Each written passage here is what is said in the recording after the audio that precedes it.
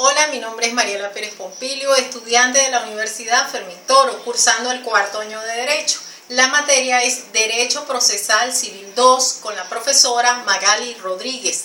Hoy les voy a hablar sobre las medidas cautelares, su concepto, la finalidad, la importancia, las características, la clasificación, los principios, los requisitos de procedencia, el fundamento constitucional y legal, otras acciones que tienen fines cautelares y medidas preventivas en juicios especiales y por último el análisis de sentencias de la Sala de Casación Civil, el expediente 12-320 de la Sala de Casación Civil, la sentencia 701 del 8 de noviembre del 2012 y de la Sala de Casación Civil, la sentencia 170 del 14 de abril del 2011. En cuanto a las medidas cautelares, son acciones autónomas y que es subsidiaria de una acción principal, es decir, son los mecanismos de seguridad de los derechos vulnerados y de cumplimiento de las obligaciones incumplidas, ya que aseguran una ejecución de la sentencia que no se haga ilusoria. Estas disposiciones de precaución son decretadas por el juez a instancia de parte interesada o por causa propia del tribunal. En cuanto a su finalidad, es asegurar los bienes litigiosos y evitar la insolvencia del demandado antes de que pueda ejecutarse el fallo o sentencia. Es decir, evitar que se burlen de las decisiones judiciales. En cuanto a su importancia, son de carácter preventivo, ya que su naturaleza jurídica procesal es prevenir la amenaza del derecho de la sentencia definitiva, por lo tanto, revierte los efectos jurídicos de una decisión judicial que sea ineficaz para que no cause un daño irreparable que atente contra los derechos. En cuanto a sus características, se solicitan y se practican el inaudita par. El inaudita par significa sin la presencia, audición o conocimiento de la parte contra quien se dirige y afecta. Otra característica es que carece de contradictorio. También se puede decir que no son inmutables ni absolutas, son relativas. También no surten efectos de cosa juzgada, es decir, pueden modificarse y revocarse. También se puede decir, otra característica es que son provisionales hasta que se cumpla la función de aseguramiento. No genera daños y perjuicios, son urgentes, pues responden a la necesidad de un medio efectivo e inmediato. Y esas medidas poseen simplicidad en los trámites, pues no requieren mayor formalidad para ser solicitadas, decretadas y ejecutadas. Cuando se demandan bienes, es importante que se soliciten medidas cautelares. En cuanto a su clasificación, las medidas preventivas se clasifican en típicas y principales, las medidas preventivas complementarias y las medidas preventivas atípicas, asegurativas y conservativas. En cuanto a las medidas preventivas típicas y principales, son las descritas en la ley adjetiva, y estas son el embargo, el secuestro y la prohibición de enajenar y gravar bienes inmuebles. En cuanto a las medidas preventivas complementarias, estas las señala el artículo 588 del Código de Procedimiento Civil. El juez acuerda la medida que considere necesaria a su saber y entender. Tiene su fin para reforzar o facilitar la práctica de una medida principal o su permanencia y efectividad en el tiempo. Entre ellas tenemos lo que son la prohibición de salida del país, la detención de vehículos por autoridad, el apostillamiento policial, entre otras. En cuanto a las medidas preventivas atípicas, son las llamadas innominadas. Eso lo establece el artículo 588 del Código de Procedimiento Civil, y estas son las que considere el juez. En cuanto a las medidas preventivas asegurativas, garantizan la satisfacción de la pretensión del demandante referida a un derecho real, a un derecho personal o a un derecho de crédito. En cuanto a las medidas preventivas conservativas, son aquellas que pretenden mantener el status quo al momento de la demanda. En cuanto a los principios, son rectores de las medidas cautelares. Estos principios son la base o pilar para que el juez que toma esa decisión de las medidas cautelares cuenten con un fundamento constitucional. Es decir, tenemos el principio de legalidad, las que están contempladas en la ley. Se puede hablar del principio de jurisdiccionalidad. Su aplicación y control se encuentran reservados a los jueces. En cuanto al principio de excepcionalidad, solo se deben imponer por excepción. También se puede hablar del principio de temporalidad, solo se imponen por un tiempo determinado. O sea, en las medidas preventivas van a estar por el tiempo que dure ese proceso. En cuanto al principio de instrumentalidad, son instrumentos que son orientados a la consecución de fines de carácter procesal. Y otro principio que es importante es el principio de celeridad procesal, que el órgano jurisdiccional provea vías que sean más expeditas.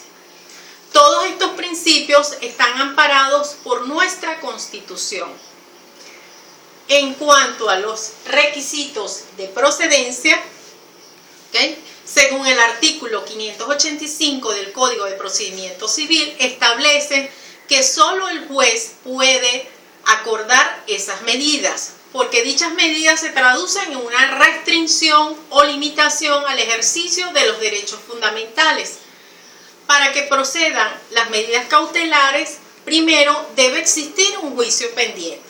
Segundo, la presunción grave del derecho que se reclama, el fumus boni iuris, que significa apariencia de un buen derecho, y viene constituida por un documento más o menos viable que acredite el derecho pretendido por el demandante. También funciona como un medio de prueba, un informe pericial o cualquier indicio que conduzca a justificar esa solicitud. Tercero, tiene que existir el perínculo in mora, que es el peligro en la demora. Este requisito constituye el peligro probable de que la tutela jurídica definitiva que el actor aguarda de la sentencia a dictarse en el proceso principal no puede en los hechos hacerse efectiva. El perínculo in mora, más que un requisito fundamental, porque, o sea, es un requisito fundamental, porque el peligro que se procura combatir es la duración del proceso. Otro requisito es que la petición encaje dentro de los casos taxativamente determinados en el Código de Procedimiento Civil. En cuanto a su fundamento constitucional y legal, las medidas preventivas están establecidas en nuestra Constitución en los artículos 2, 7, 26, 49, 51, 257. Y en el Código de Procedimiento Civil está establecido en los artículos del 585 al 607. En cuanto a las otras acciones que tienen fines cautelares y medidas preventivas en juicios especiales, se pueden nombrar casos, por decir, el embargo ejecutivo de bienes inmuebles según el artículo 535 del Código de Procedimiento Civil. También está la opción cautelar en las acciones de cobro de honorarios profesionales de abogados según el artículo 585 del Código de Procedimiento Civil. La cautela en sociedades en comandita. La otra acción podría ser la oposición en ocupación judicial mediante el artículo 546 del Código de Procedimiento Civil. El adquiriente en remate según el artículo 546 del Código de Procedimiento Civil. Otra acción podría ser de los bienes públicos. Cuando se decreten ese tipo de medidas preventivas, se debe notificar al Procurador General de la República.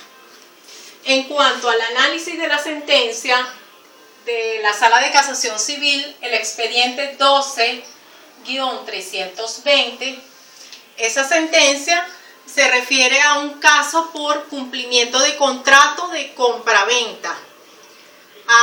El juicio fue declarado inadmisible la demanda por cuanto el objeto de la pretensión procesal era de imposible cumplimiento por existir una medida cautelar sobre el bien inmueble que estaba en ese caso el objeto del contrato, quebrantando la forma procesal contenida en el artículo 341 del Código de Procedimiento Civil, que conllevó al menoscabo del derecho a la defensa del accionante, lo cual constituye una razón suficiente para una casa de oficio.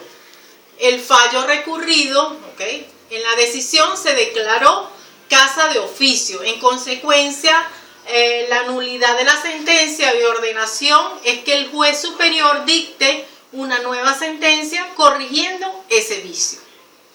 En cuanto a la sentencia de la Sala de Casación Civil de la número 701 del 8 de noviembre del 2012, en esa sentencia, ese juicio fue por cumplimiento de contrato de compraventa, fue en el año 2009, el juzgado lo declaró inadmisible, luego la parte demandante anunció un recurso de casación.